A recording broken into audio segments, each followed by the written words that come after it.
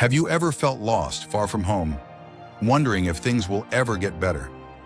That's exactly how the Israelites felt when they were exiled to Babylon in 597 BCE. But even in their darkest hour, God had a message of hope for them, and it came through an unexpected source, a letter from the prophet Jeremiah. Jeremiah, known as the Weeping Prophet, had warned the people of Judah about the coming exile. Now, with his warnings fulfilled, he faced a new challenge: how to encourage God's people in a foreign land. Guided by divine inspiration, Jeremiah penned a letter that would change the exiles' perspective and give them hope for the future. In Jeremiah 29, we find this powerful message.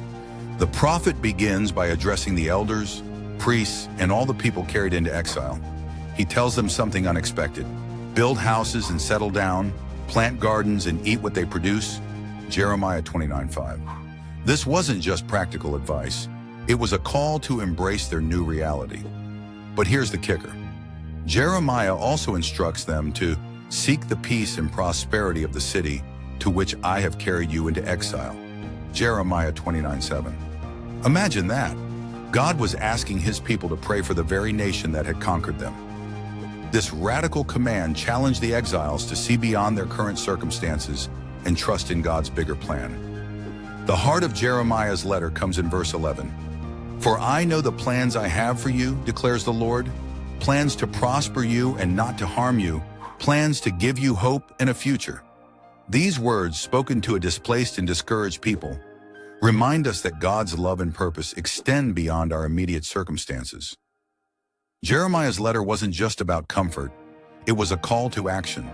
He encouraged the exiles to seek God wholeheartedly, promising that when they did, they would find him. This message of active faith in the midst of trials resonates just as powerfully today. The letter also included a timeline. After 70 years, God would bring his people back to Jerusalem. This promise gave the exiles something to hold on to, a light at the end of the tunnel. It taught them and us the value of patience and trust in God's timing. Jeremiah's letter to the exiles is more than just a historical document. It's a timeless message of hope, a reminder that God is with us even in our darkest moments. Whether we're facing personal exile, feeling lost, or struggling with uncertainty, God's words through Jeremiah echo across the centuries.